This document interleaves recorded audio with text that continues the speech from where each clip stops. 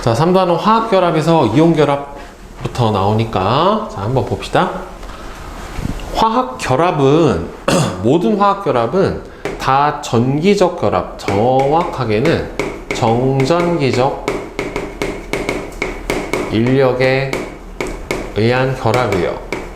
모든 화학결합은 전부 다 플러스 전하와 마이너스 전하 사이에서 발생하는 정전기적 인력의 결합으로 결합이 일어나게 됩니다. 그래서 우리가 알고 있는 결합들은 이온결합, 화학결합, 금속결합 이런 것들이 있게 되는데, 일단 첫 번째 공유결합부터 봅시다.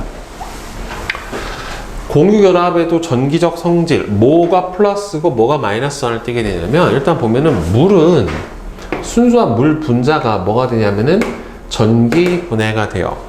전기 분해가 일어나는 이 분해 반응은 일종의 무슨 반응에 해당이 되냐면 산화 환원 반응에 해당이 됩니다. 순수한 물은 전류가 통하지가 않기 때문에 물에다가 뭘 집어넣어 줘야 되냐면은 전류를 조금 더 통하게 하기 위해서 전해질을 넣어 줘야 돼요. 수산화 나트륨 같은 전해질을 조금 넣고 전류를 흘려주면은 물이 분해가 돼서요, 플러스 극에서는 산화 반응이 일어나고 그래서 산소 기체가 발생을 하고, 마이너스 극에서는 환원 반응이 일어나서 수소 기체가 발생을 해주게 돼요. 참고로 산화 반응은 전자를 잃는 반응에 해당이 되고, 환원 반응 같은 경우에는 전자를 얻는 반응에 해당이 됩니다. 그래서 물을 전기 분해를 해주게 되면은 플러스 극과 마이너스 극에서 산화 환원 반응이 일어나서 일어나는 반응을 보면은 플러스 극에서는요, 어떻게 되냐면 이 물 분자가 전자를 잃어서 전자 4개, 물 분자 2개가 전자 4개를 잃어서 수소이온 4개하고 산소 분자 1개를 발생을 시키고, 그 다음에 마이너스 극에서는 물 분자 4개가 여기서 떨어진 전자 4개를 받아서 두 분자의 수소 기체와 수산화 이온을 만들어내요. 그럼 이거를 다 합쳐주면은 전체 반응식이 물 분자 2개가 산소 분자 하나와 수소 분자 2개로 나눠지게 되는 산화 환원 반응이 일어나게 됩니다. 그래서 발생하는 플러스 극에서 발생하는 산소 기체와 마이너스 극에서 발생하는 수소 기체의 부피 비가 몇 대 몇이 되는 거예요?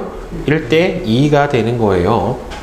자, 따라서 전기 분해가 되었다라고 하는 거는 물 분자를 이루는 수소 원자와 산소 원자 간에는 전기적 상호작용으로 결합을 하고 있다. 전기적 인력으로 결합을 하고 있고, 따라서 이 물에 전류를 흘려주면은 이 결합이 끊어지게 되면서 새로운 결합이 형성이 돼서 각 성분 기체로 분해가 된다.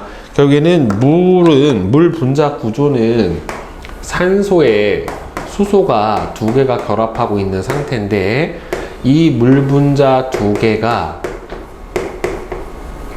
서로 결합이 다 끊어지면서 다시 재결합이 되는 거예요. 산소끼리 결합하고 수소끼리 결합을 해서 수소 분자 2개와 산소 분자 하나로 다시 재편되는 이런 분해 반응이 일어나게 되는 겁니다. 따라서 공유결합 물질이 전류를 흘려주면은 분해가 되었다라고 하는 거는 전기적 상호작용으로 결합을 하고 있다라고 하는 거예요. 그래서 공유결합에는 당연히 뭐가 관여합니까? 전자가 관여해요. 공유결합뿐만 아니라 모든 화학결합에는 거의 다 뭐가 관여한다고 볼 수 있어요? 전자가 관여를 한다라고 볼 수가 있는데, 물은 전자쌍을 공유해서 만들어진 공유결합으로 이루어지고요. 물을 전기 분해해주면 전자를 잃거나, 그래서 산화가 일어나거나 또는 전자를 얻는 반응, 환원 반응이 일어나서 성분 물질로 분해가 일어나게 됩니다. 따라서 성분 사이의 공유결합에는 전자가 관여를 하는구나 라고 하는 사실을 증명을 해줄 수가 있고요. 그 다음에 이제 이온 결합도 마찬가지로 보면은 이온 결합은 명확하게 양이온과 음이온 사이의 결합이기 때문에 정전기적 인력으로 결합이 되어 있단 말이에요. 근데 염화나트륨 같은 이온 결합 물질은 분자 상태로 존재를 안 해요. 그죠? 분자가 아니라 얘를 뭐라고 불러주냐면 이온 결정이라고 한단 말이에요. 그러니까 규칙적으로 결합이 되어 있는 상태예요. 무수히 많은 이온 입자들이. 그래서 일단 염화나트륨의 고체 상태는 양이온이 일가 양이온인 나트륨과 일가 음이온이 염화이온이 서로 단단히 규칙적으로 결합하고 있어서 일단 이온의 이동이 자유롭지가 않아요. 따라서 이 이온들이 자유롭게 움직일 수가 없기 때문에 전하 운반체가 없어요. 그러다 보니까 전기 전도성이 어때요? 없어요. 그런데 보통 염화나트륨 같은 물질을 뭐라고 불러주냐면 전해질이라고 한단 말이에요. 그래서 전해질의 정의가 물에 녹아서 이온화해서 전류를 흐르게 할 수 있는 물질을 전해질이라고 하는데, 따라서 얘는 액체 상태가 되면은, 액체 상태는 이건 수용액이 아니라 용융액이에요. 직접 가열해서 녹인 거예요. 액체가 되면은 양이온과 음이온 사이의 결합이 떨어져서 이온들이 자유롭게 움직일 수가 있기 때문에 이 경우에는 전하 운반의 역할을 해줄 수가 있고, 따라서 이때는 전기 전도성이 있다라고 볼 수가 있게 되는 겁니다. 따라서 이 용융액을 전기 분해를 해주면 당연히 얘도 마찬가지로 전기 분해가 일어나게 되는데, 전기 분해는 모든 전기 분해 반응은 아까 잠깐 물의 전기 분해를 언급했던 것처럼 산화 환원 반응에 해당이 되고, 수소 플러스 극에서는 산화가 일어나고 마이너스 극에서는 환원이 일어나요. 그래서 보면은 플러스 극으로는 누가 딸려가요? 음이온인 염화이온이 딸려가고, 마이너스 극으로는 양이온인 나트륨이온이 딸려갑니다. 그럼 플러스 극에서 산화가 일어나면서 전자 두 개가 떨어지면서 Cl2 염소 기체가 발생을 하게 되고, 이 떨어진 전자 두 개를 나트륨 이온이 받아서 금속 나트륨의 용융 상태로 석출이 돼요. 그래서 보면은 염화나트륨 2몰이 전기 분해가 일어나게 되면은 나트륨 2몰과 염소 기체 1몰, 염소 분자 1몰로 이렇게 분해되는 산화 환원 반응이 일어나면서 전기 분해가 일어남을 알 수가 있어요. 자, 따라서 염화나트륨을 이루는 염화이온하고 나트륨 이온은 전기적인 인력으로 결합을 하고 있지만, 염화나트륨 용융액에서는 이 결합이 약해지고 전류를 흘려줬었을 때 결합이 끊어지면서 새로운 결합이 만들어진다. 그래서 마찬가지로 이 이온 결합도 누가 관여한다? 전자가 관여하게 되고, 마찬가지로 전기 분해를 통해서 전자를 잃거나 얻는 반응이 일어나서 새로운 성분 물질로 분해가 일어나게 되는 겁니다. 알겠죠? 네, 그래서 얘도 마찬가지로 전자가 관여한다. 그러니까 전기 분해가 되는 물질은 결합에 전자가 관여한다 라고 볼 수가 있겠죠? 자, 그러면 모든 화학 결합에서 가장 중요한 상태가 바로 뭐냐면 이 옥텟 상태라고 하는 거예요. 자, 옥텟이라고 하는 거는 옥타브 8개의 전자가, 우리 주기율표 하면서 했죠. 그쵸? 예, 전자 껍질에 8개의 전자가 꽉 차서, 누구와? 18쪽 비활성 기체와 같은 전자 배치가 되는 상태, 이 상태를 옥텟이라고 해요. 아, 물론 1주기는 헬륨은 8개가 아니라 몇 개? 2개입니다.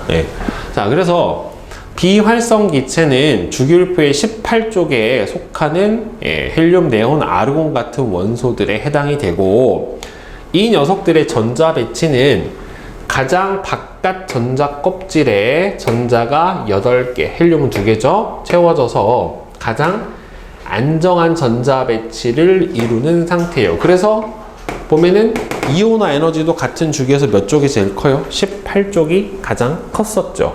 그죠? 왜? 가장 안정하기 때문에 가장 그 결합을 끌어내기가 힘든 거예요. 전자를 하나가 떼어내기가. 그래서 활성이 없다, 비활성이에요. 반응을 안 한다예요. 화학적으로 아주 안정하기 때문에 다른 원자와 결합해서 전자를 잃거나 얻으려고 하지를 않아요. 그래서 얘네들은 뭐가 매우 크다? 이온화 에너지가 매우 크다 라고 볼 수가 있겠죠. 그래서 비활성 기체는 최외곽 전자가 꽉 차 있는 상태의 전자 배치에 해당이 되는 거고, 이렇게 비활성 기체는 최외곽 전자는 8개지만은 원자가 전자는 0개죠. 0개. 그죠?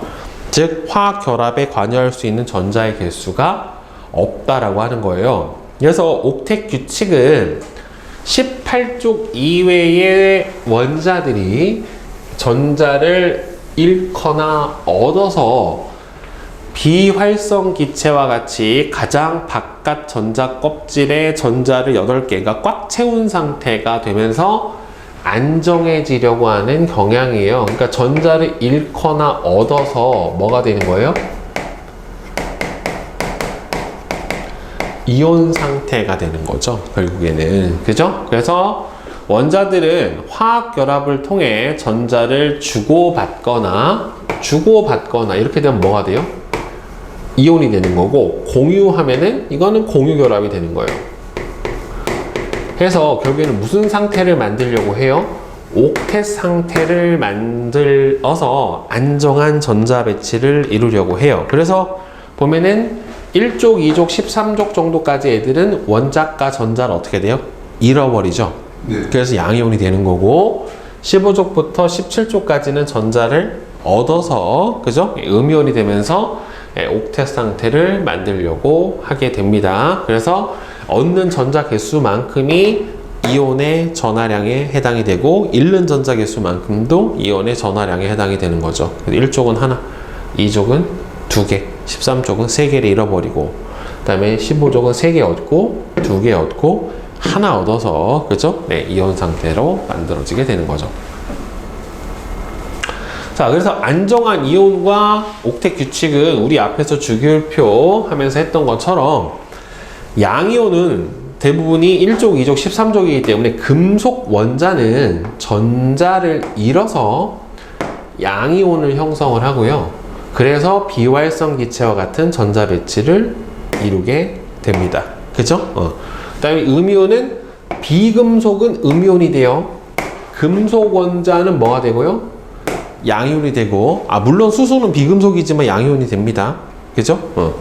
비금속 원자는 전자를 얻어서 음이온을 형성을 해서 비활성 기체와 같은 전자를 이루게 돼요. 대신에 얘는 전자 껍질의 변화가 없죠. 대신에 양이온은 전자 껍질 하나 잃어버리죠. 주기가 하나가 줄어든 상태의 비활성 기체와 같은 전자 배치를 만들어주게 됩니다. 자, 그러면은 이거 개념 확인 문제 4개만 한번 빨리 해봅시다. 네. 자, 다음 맞춰봅시다. 1번은 A는 플러스 극에서 발생을 하죠. 그렇죠? A는 뭐가 발생을 합니까? A는 마이너스 극이고 B가 플러스 극이네요. A 같은 경우에는 그러면 수소, 그죠? B는 산소가 발생을 하죠. 몇 대 몇으로 발생을 해요? 아니지. 수소 대 산소의 부피비는 몇 대 몇? 2대 1로 발생을 하게 되겠죠. 그 다음에 2번은 XOO. 그 다음에 3번은 XOO.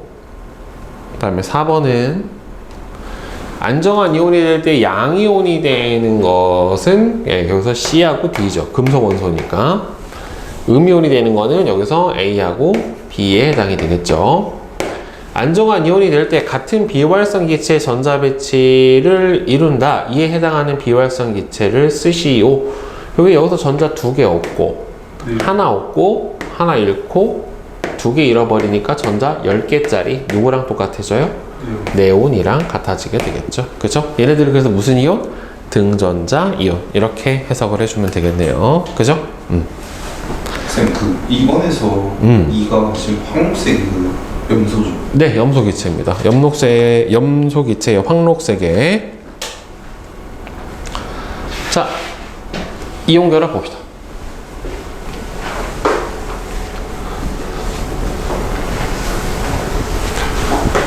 이온 결합은 금속 원소의 양이온과 금속 양이온과 비금속 음이온 사이에 정전기적 인력에 의해서 형성되는 결합이 이온 결합에 해당이 돼요. 그러니까 정전기적 인력이면은 플러스 전하와 마이너스 전하 사이의 인력이다 라고 볼 수가 있고요.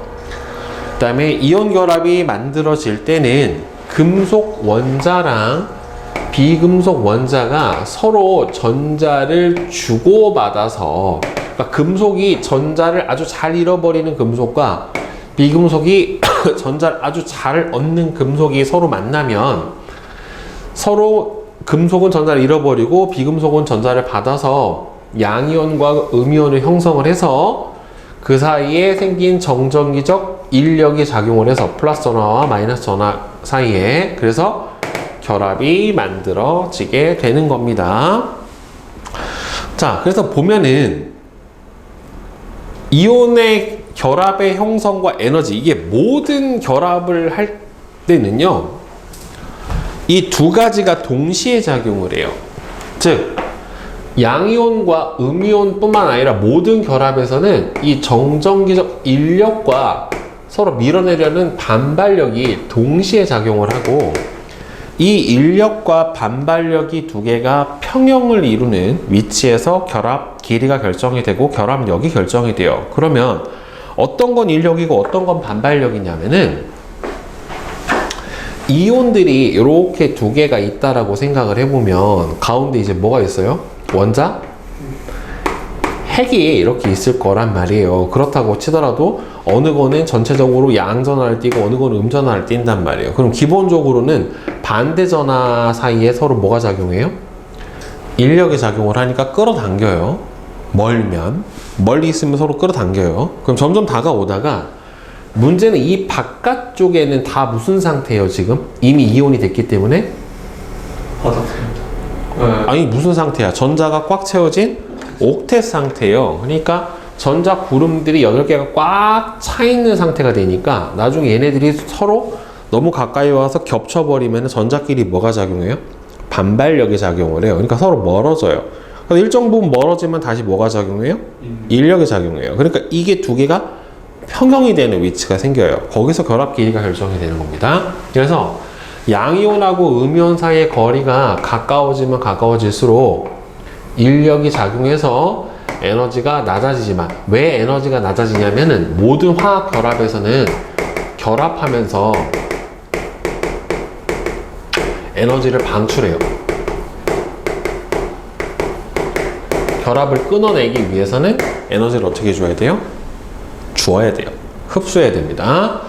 두 이온 사이가 너무 가까워지면은 이 옥텟, 전자 껍질에 있는 바깥에 전자 구름 사이의 반발력이 점점 커지게 되기 때문에 에너지가 어떻게 돼요? 다시 높아져 버려요. 그래서 제일 중요한 게 이 인력과 반발력이 균형, 평형을 이루는 위치에서 에너지가 가장 낮아요. 가장 낮다라는 소리는 에너지를 가장 많이 방출해서 가장 안정하다라는 소리고, 이 상태가 바로 안정한 결합을 형성을 하는 상태가 돼요. 그러니까 이게 결합 길이가, 이 에너지가 가장 적은 상태, 이게 바로 뭐가 되는 거예요? 결합 에너지예요. 이마만큼을 결합하면서 에너지를 어떻게 되는 겁니까? 방출하는 거고, 이 결합을 끊어내려면 이마만큼을 공급을 해줘야 되는 거예요. 그래서 이 가장 적은 에너지를 갖고 있는 이 길이가 바로 뭐에 해당이 되는 거예요? 결합 길이에 해당이 됩니다. 이거보다 멀어지면은 뭐가 커져요? 이거보다 멀어지면은 뭐가 커져? 인력이 커져요. 이거보다 멀어지면은 뭐가 커져요? 인력이 커져요. 이거보다 더 거리가 짧아지면 뭐가 커져요? 반발력이 커져 버립니다. 알겠죠? 그래서 결합 길이보다 거리가 멀어지면 뭐가 커진다? 인력이 증가하고, 그다음 결합 길이보다 더 가까워지면은 뭐가 더 우세하다? 반발력이 더 우세하다 라고 하는 겁니다. 네. 그래서 이온 결합 물질의 구조는 이온 결정이라고도 해요. 즉 고체 상태에서 이온 결합 물질은 이온 결정 또는 이온성 고체라고 합니다. 결정이라는 거는 규칙적인 결합을 가지고 일정한 구조를 만든다라는 소리고, 이온 결정에는 수많은 양이온과 음이온이 입체적으로 서로를 둘러싸며 이렇게 규칙적으로 배열이 되어 있어요. 근데 이온 결합 물질들끼리 결합을 할 때는 이미 알다시피 전하량이 서로 같은 것끼리만 결합을 하는 게 아니잖아요. 그렇죠? 1가 양이온, 2가 양이온, 3가 양이온, 1가, 2가, 3가 음이온, 물론 4가 음이온도 있고 하지만 이온의 전하에 따라 결합하는 이온의 개수비가 어떻게 되기 때문에 달라지기 때문에 양이온과 음이온의 원소 기호 뒤에는 이온의 개수비를 간단한 정수비로 나타내줘요. 이런 식으로. 이거 어디 갔어? 이런 식으로. 이온 결합 물질은, 자, 요게 중요하죠? 전기적으로 중성이에요. 결합을 한 상태에서는. 그렇기 때문에 양이온의 전체 총 플러스 전하의 합과 음이온의 전체 총 플러스 전하의 합이 어떻게 돼야 돼요? 0이 돼야 돼요. 즉, 총 양이온과 음이온의 전하량의 합이 어떻게 되게 결합시켜줘야 된다? 0이 되게 결합을 시켜줘야 된다. 이거는 의미가 우리들이 알고 있는 상태에 해당이 되는 거죠. 그러니까 전하량이 이렇게 보면은 2대 1이면 몇 대 몇으로 결합해야 돼요? 1대 2로 결합을 해야 되는 거고, 이렇게 2대 2면 몇 대 몇으로? 1대 1로. 이렇게 전하량이 3대 2가 된다면 몇 대 몇으로 결합해야 돼요? 최소 공배수인 2대 3으로 결합을 해주면 되는 겁니다. 결국에는. 네. 그러면 이게 물질을 구분을 해줘야 되는데, 이온 결합 물질의 성질은 보면은 일단 이온 결합력은 비교적 강한 결합력에 해당이 돼요. 네. 강한 결합력에 해당이 되기 때문에 일단은 결합력이 세다 약하다를 구분할 수 있는 가장 간단한 지표 수치값이 뭐냐면 녹는 점 끓는 점이에요. 그러니까 녹는 점 끓는 점이 비교적 높아요. 이온 결합 물질은. 그런데 얘는 구조적 특성상 이렇게 음양 이온이 이렇게 규칙적으로 결합이 되어 있단 말이에요. 그래서 이온 결정은 매우 단단하지만 외부에서 힘을 가해주면 아주 쉽게 쪼개지거나 부스러져 버려요. 왜 그러냐면은 얘네들이 규칙적으로 결합되어 있기 때문에 약간만 밀려버려도 어떻게 돼요? 서로 같은 전하끼리 반발해 버려요.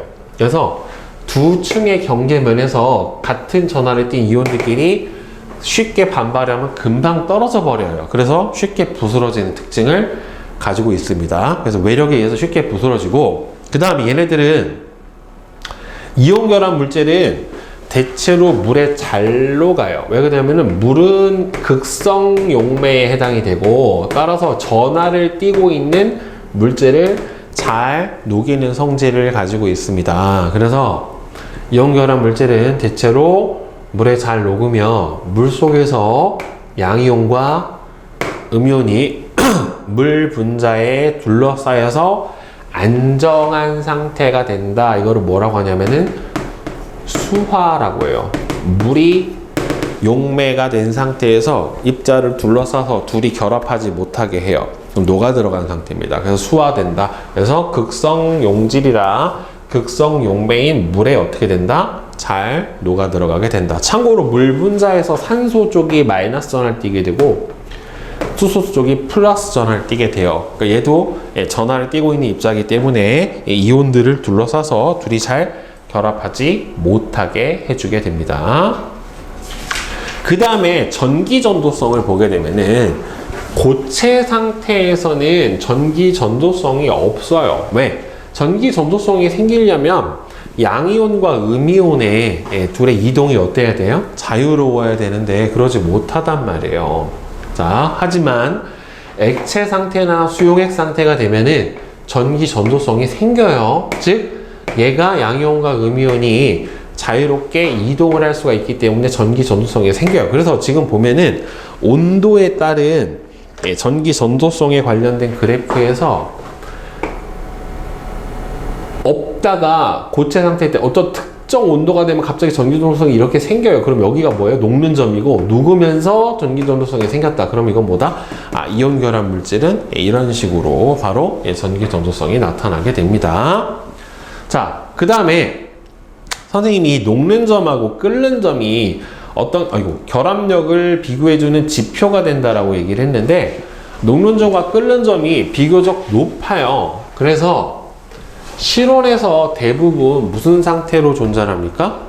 고체 상태로 존재를 해주게 됩니다. 보통 이제 이거보다도 낮으면 액체, 더 작으면 기체 상태로 존재하게 돼요.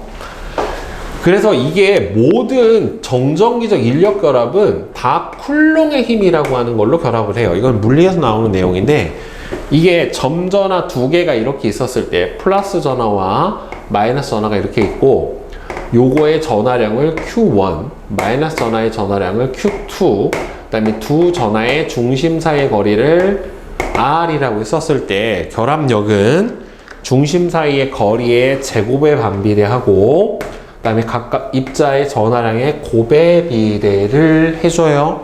그러니까 이온끼리의 결합력도 결국에는 이온의 전하량이 크면 클수록, 그 다음에 이온의 결합 길이가 짧을수록, 그러니까 이온의 반지름이 작고 전하량이 클수록 어떻게 돼요? 결합력이 커요. 그런데 실제로는 누가 더 영향을 많이 주냐면 전하량이 영향이 더 큽니다. 알겠죠? 그래서 여기서 비교를 해보면 나트륨은 다 똑같은데 뒤에 붙어있는 플로린하고 염소하고 브롬이 다르잖아요. 그러니까 아래로 갈수록 점점 얘네들의 이온 반지름이 커지니까 결합 길이가 점점 늘어나고, 따라서 녹는 점이 어떻게 돼요? 점점 낮아지죠. 그쵸? 근데 얘네들을 보면은 봐봐요. 마그네슘하고 산소, 칼슘하고 산소 결합 길이 보세요. 이거하고 별 차이가 없죠. 235고 240이죠. 근데 녹는 점이 얼마예요? 996이고 2613이죠. 그러니까 결합 길이가 비슷하지만 얘는 뭐가 결합한 거야? 이가 양이온, 이가 음이온 2배. 얘는 1가 양이온, 1가 음이온이기 때문에 11이죠. 그렇죠? 그러니까 전하량이 커지면 훨씬 더 어떻게 돼요? 결합력이 많이 커져요. 그래서 결합력에 영향을 주는 거는 뭐다? 결합 길이와 이온의 전하량에 의해서 결합력이 결정이 되는 거고, 전하량의 영향력이 크다. 그리고 전하량이 비슷할 때는 결합 길이가 짧을수록 결합력이 크다라고 하는 거를 여기서 알 수 있게 됩니다. 그래서 이온 결합 물질은 이온 사이의 거리가 짧을수록, 그 다음에 이온의 전하량이 클수록 결합력이 커져서 녹는 점, 끓는 점이 높아지는 경향을 보이게 됩니다. 알겠죠? 네.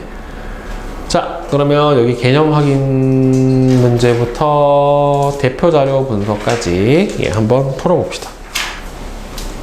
자, 개념 확인 문제부터 다시 봅시다. 자, 1번은 XXOOX. 네. 그 다음에 2번은 자, 염화나트륨에서 각 이온은 어떤 비활성 기체와 같은 전자 배치를 이룬다. 나트륨 누구예요? 네온. 염성은 아르곤이죠. 자, 염화나트륨에서 두 이온은 어떤 힘에 결합하고 있는지 쓰시오. 뭡니까? 정전기적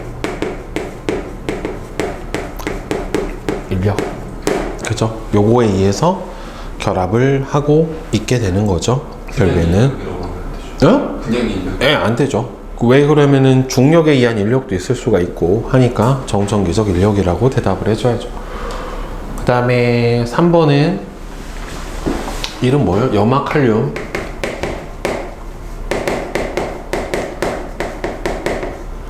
얘는 화학식은 MgCl2 산화칼슘. 그 다음 얘는 Al2O3 산화 알루미늄 이렇게 써주면 되겠죠.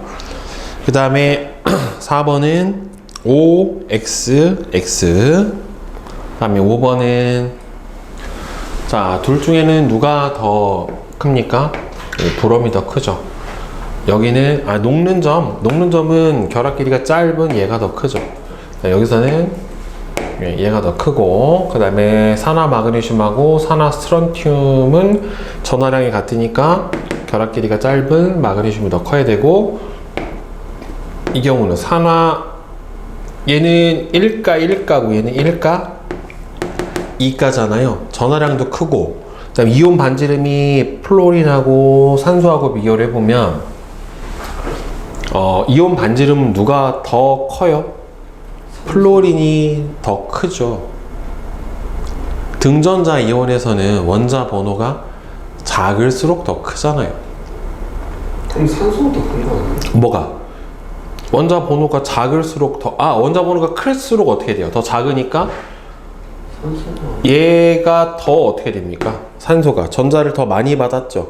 네. 그렇죠. 그러니까 얘가 그러니까 원자 번호가, 그러니까 등전자 이온에서는 원자 번호가 클수록 어떻게 돼? 이온 반지름이 줄죠. 그러니까 얘가 더 작고 얘가 더 크죠. 근데 얘는 2가잖아요. 얘는 1가고. 네. 그렇죠. 그러니까 내가 이 차이에서는 보면 전하량이 더 영향이 어떻다? 더 커요. 여기서 뭐라고 나왔어요? 플로린과 나트륨하고 산화나트륨의 이온 사이 거리가 비슷한 경우에는 전하량의 영향이 더 크니까 얘가 더 크다라고 봐야 되겠죠. 근데 이온 반지름 자체는 누가 더 커야 돼? 얘가 더 크겠죠. 네. 산소가. 자, 질문 없어요? 네. 네. 자, 그 다음에 대표 자료 분석 봅시다. 자, 1번은 인력과 반발력에 의한 전체 에너지의 변화를 나타낸 거는 여기서 누굽니까? B죠. 이온 결합이 형성되는 지점은 어디예요? 나에서 형성이 되겠죠. 그 다음에 3번은 XX55 XOX입니다. XX55 XOX. 자, 그 다음에 원소 기호. 자, A는 1가 양이온이죠. A는 나트륨. 얘는 1가 음이온이죠. 플로린이죠. 그쵸? 그 다음에 이 경우는 전자 껍질 수가 하나가 더 많잖아요. 그죠? 얘는 플로린이 맞는데 얘는 누구여야 됩니까? 칼륨? 네, 이렇게 되겠죠. 자, A부터 C가 각각 안정한 이온이 될 때 비활성 기체와 같은 전자배치 이룬다. A부터 C 안정한 이온과 같은 전자배치를 갖는 비활성 기체. 자, A랑 B는 같죠? 누구로 같아요? 네온으로 같고, C는 누구랑 같아요? 아르곤이랑 같죠. 그죠? 자, 그 다음에 A, C가 각각 산소와 결합했을 때 생성되는 화합물의 화학식을 순서대로 쓰시오. 그러면 둘 다 1가니까 A2, O, 그 다음에 C2, O 이렇게 되겠죠. 그죠? 그 다음에 4번은 XOXX입니다. 질문 있어요? 아까 4번 뭐라고 하셨죠? XOXX.